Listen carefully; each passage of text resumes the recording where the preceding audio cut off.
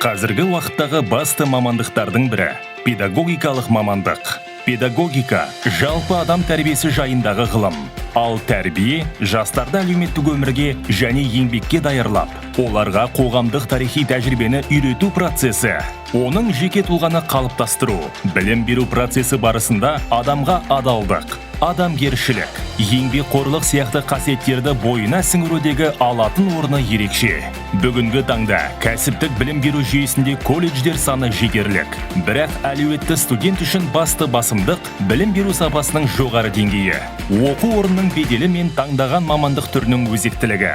Осы ретте ғасырға жуық педагогикалық тәжірибесі бар Абай атындағы Шығыс Қазақстан гуманитарлық колледжі түлектердің 100% жұмысқа орналасуын, білім беру үрдісіне деген жаңашыл көзқарасты қалыптастыратын оқу орны.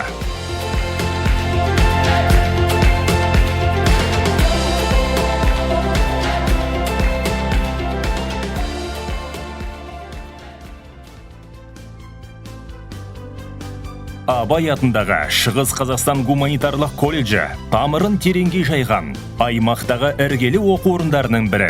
Осы уақыт аралығында мыңдаған түлекке сапалы білім, тәжірибе беріліп, оқу бағдарламаларына заман ағымына сай жаңа мамандықтар енгізілді. Колледждің оқу үдерісі үнемі жаңарып отырады. Соның нәтижесінде студенттердің бойына бүгінгі қоғам талабына сай шығармашылық қасиеттерді дарытуға болады. Осылайша әлемдік білім беру жүйесінің табысты тәжірибесін енгізе отырып, колледж басшылығы көптеген мамандықтарда дуальды оқыту моделін ұсынады. Өйткені білім беру жүйесінде студент пен жұмыс берушінің практикалық өзара әрекеті болашақ маманның сәтті кәсіби және әлеуметтік бейімделуін анықтайды. Колледж келесі біліктіліктер бойынша педагогикалық бағыттарды ұсынады. Мектепке дейінгі тәрбие мен оқыту ұйымдарының тәрбиешісі, білім беру ұйымының тәрбиешісі, педагог ұйымдастырушы, білім беру ұйымының тәлімгері, бастауыш білім беру мұғалімі, шетел тілінен бастауыш білім беру мұғалімі, дене тәрбиесі мұғалімі, спорт жаттықтырушысы, оқытушы, қазақ тілі мен әдебиеті мұғалімі, орыс тілі мен әдебиеті мұғалімі, шетел тілі мұғалімі, бастауыш және негізгі орта білім берудің информатика мұғалімі.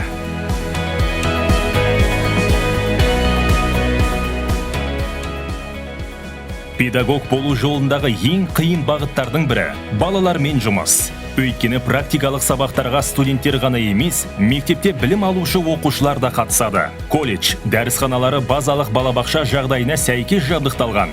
Баланың көңіл күйін студент интеллектуалды ойындармен аулап, оның өзі бір педагогикалық процеске ұласады. Осы сынды тапсырмаларды мамандығын өз жүрек қалауымен таңдаған студент жеңіл орындай алады.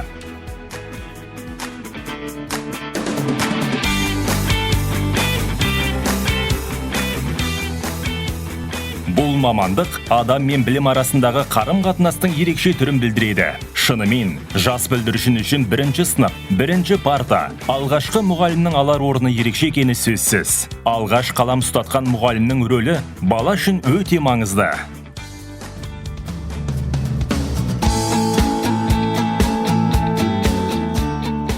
Өз тарихын, шежіресін, әдет-ғұрпын білу қазақ халқының рухани мәдениетінің бір бөлшегі. Қазақ қоғамына еңбегі сіңген танымал ақын жазушылардың, шешендер мен өнер майталмандарының ұрпаққа үлгі болар асыл мұрасын дәріптеп, тарих сахнасынан алар орындарының қандай екендігін көрсету қазақ тілі мен әдебиеті пәні мұғалімнің басты міндеті деуге болады. Яғни, мұғалім студенттерге қазақ мәдениеті мен әдебиетінің тарихын, дамуын, шығу тегін таныстырады.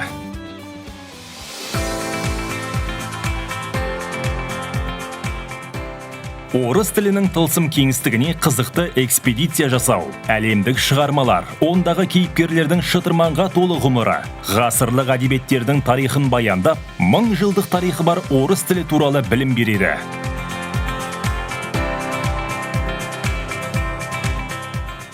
Бүгінгі таңда шет тілін білу жастар үшін маңызды. Өйткені әлем тілдерін білген адамға мол мүмкіндіктер беріліп, үлкен жетістіктерге жол ашылады.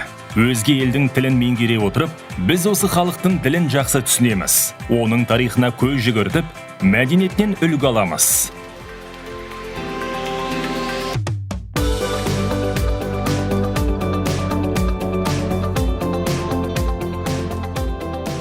Тек дені сау ұлт қана бәсекеге қабілетті бола алады.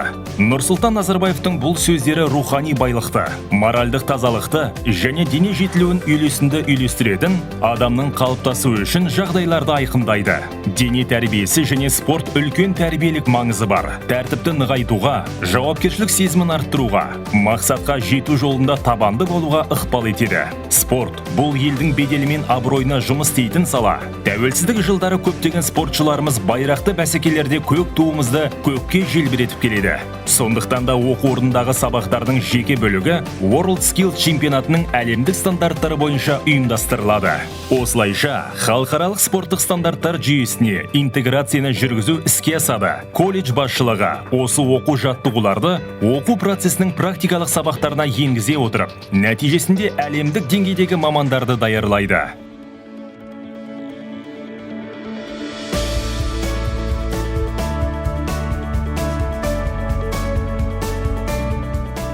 Қазіргі әлемде кез келген ғылыми технологияның негізін ақпарат құрайды. Сонымен қарқынды дамып келе жатқан ақпаратты өңдеуге, жеткізуге және сақтауға қабілетті ғылым қажет. Ол информатика ғылымы. Информатика бұл ақпараттық бағдарламаларды әзірлеу, өндірісті автоматтандыру әдістері, жасанды интеллект пен роботтарды құру. Сондықтан колледжде информатика мамандығы негізінде робототехника факультативі ұйымдастырылған. Бүгінде роботтар адам өмірінің барлық салаларына, құрылыс, өнеркәсіптік, әскери, ғарыштық салаларға толығымен енгізілген. Мехатронды және робототехникалық жүйелерді кеңінен қолдану, оларды жобалау, дайындау және пайдалану саласында жоғары білікті мамандарды даярлауды талап етеді. Осы перспективті IT бағытының дамуы негізінде болашақ жатыр. Елдің технологиялық дамуын жаңа деңгейге көтеруге қабілетті мамандарды даярлау заман талабы.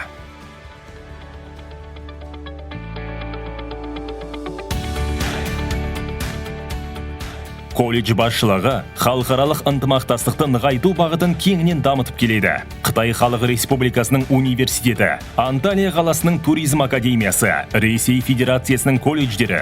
Бұл тек өзара кездесулер ғана емес, оқу орнының беделінің өсуі. Абай атындағы Шығыс Қазақстан гуманитарлық колледжінің студенттері халықаралық жарыстардың, оқу олимпиадаларының және педагогикалық жобалардың тұрақты қатысушылары мен жүлдегерлері болғаны бекер емес. World Skills бұл әлемдік стандарттарға қосылу және тиісінше еңбек нарығындағы бәсекеге қабілеттілікті арттыру, өзіңіздің шеберлік деңгейіңізді тексеру мүмкіндігі, жауапкершілікті өз мойнына ала отырып, студент жарыстарда тек өзі үшін ғана емес, өзінің оқу орнын ұсынады. Бұл тек заманауи білім беріп қана қоймай, жан-жақты дамыған тұлғаны қалыптастырады. Білім ордасында түрлі үйірмелер жұмыс істейді. Хореография мен ән студенттердің рухани мәдениетін арттырады. Олардың көркемдік талғамына әсер етіп, сұлулыққа деген сүйіспеншілікті оятады. Қазіргі таңда хореография сабақтары балалардың шығармашылық қабілеттері мен ұлттық сана сезімдерін қалыптастырады. Сонымен қатар, студенттер көптеген ән байқауларына қатысады. Баспасөз орталығы балаларға колледждің студенттік өмірінен хабардар болуға мүмкіндік береді. Дәл осы жерде маңызды оқиғалар жарияланып, оқу орнының тарихи имиджін қалыптастырады. Спорттан қосымша сабақтар салауатты өмір салтын сақтауға бағытталған. Балалардың физикалық, психологиялық және адамгершілік қасиеттерін жұмылдыра отырып, колледждегі спорттық үйірмелер студенттердің жеке тұлғасын жан-жақты дамыту және олардың денсаулығын нығайту мақсаттарына қызмет етеді. Белсенді демалыс жалпы мәдениеттің ажырамас бөлігі. Өз автобусымен, қажетті туристік жабдықтармен және оқытушы нұсқаушылармен студенттер жаңа эмоцияларды шексіз іздеуге, ой өрістерін арттыруға және көңіл көкжиектерін кеңейтуге мүмкіндік алады. Балалар үшін бұл олардың қоғамдық мәртебесінің маңызды көрсеткіші, студенттік өмір сапасының қозғаушы күші. Студенттік өмір колледж қабырғасынан тыс жерде де жалғасуда. Абаттандырылған жатақхана шалғай аудандардан келген балаларға өздерін үйдегідей сезінуге мүмкіндік береді. Жайлы бөлмелер, барлық қажетті әлеуметтік тұрмыстық құрылым, колледж басшылығының студенттердің жеке кеңістігіне деген шынайы қамқорлығын анықтайды.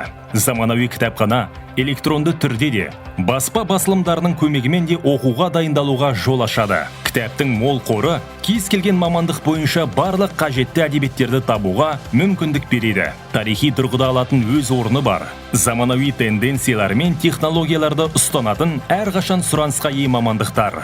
Абай атындағы Шығыс Қазақстан гуманитарлық колледжінің мамандықтары.